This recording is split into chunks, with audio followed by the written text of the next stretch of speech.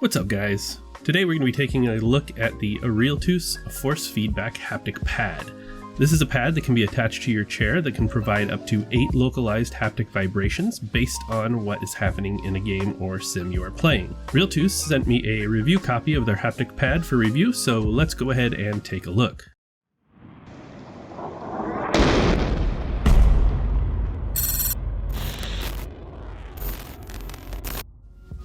The visual appearance of the Realteus Forcefeel pad is really nice.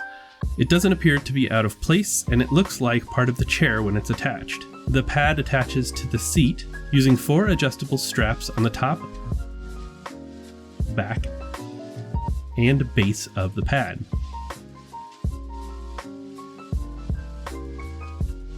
The bottom of the pad provides attachment using an elastic Velcro strap.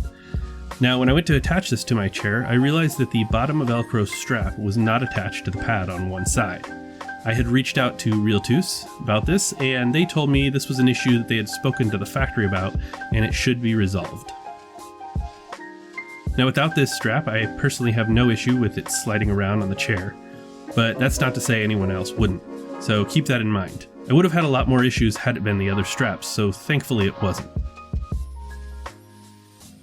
After seeing the issue with the bottom strap, I closely examined the stitching on the seat back straps for defects, and everything was fine at the time. Now, hold that thought. Let's cover some other aspects of the pad, and we will circle back to that. The pad has a total of 8 vibration zones. 2 are located at the thigh, 2 are located at your butt, 2 are at your lower back, and depending on how tall you are, 2 at the middle or upper back. It plugs into the computer through USB and requires external power, with both of the cables located on the right side of the pad. Connected to the USB cable is a controller with a knob that allows you to turn the vibration up and down on the fly, along with turning the pad on and off. The cushioning on the pad is perfect. You barely notice the vibration motors. In fact, I've been sitting on this for both gaming and non-gaming purposes for over a month now. And to be quite honest, I forget it's there. It literally just feels like the padding on my chair. Now, to talk about how it feels and how the 8 vibration zones work together, first we need to quickly go over how it integrates into a sim like DCS. The Forcefeel seat has its own software called Forcefeel Control Center. This lets you configure the mode of the seat, either sound capture mode or PC control mode, change the vibration zones from 6 to 8, which you will likely want to do. You can even adjust the strength level and turn on the massage mode, and even test each individual motor. Now, to get the most out of this with DCS, you will want to install a third-party app called SimShaker for Aviators.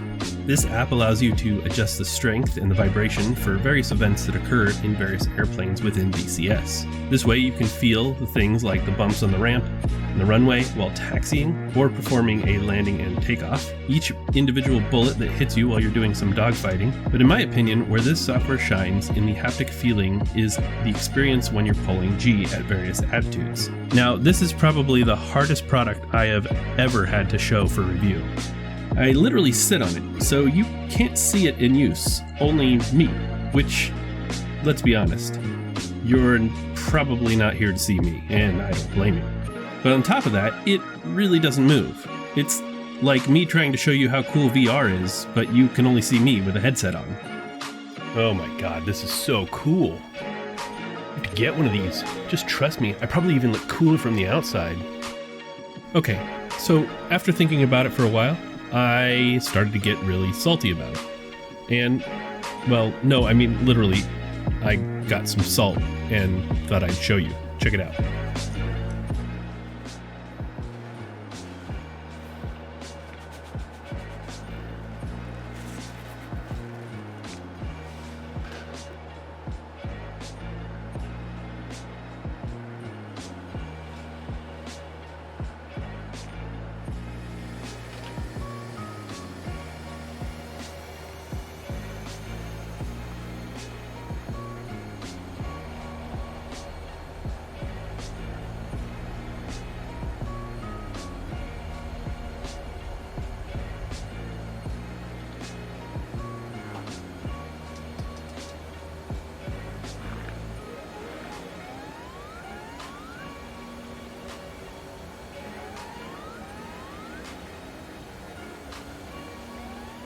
Simply pulling back on the stick and sustaining a 3 to 4 G pull, you feel the vibration sensors in your leg and slightly in your butt.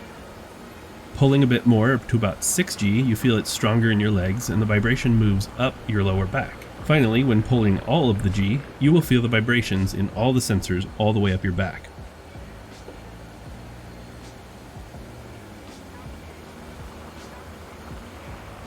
While performing a sustained G turn to the left, you will feel the vibration zone a bit more on the left side than on the right.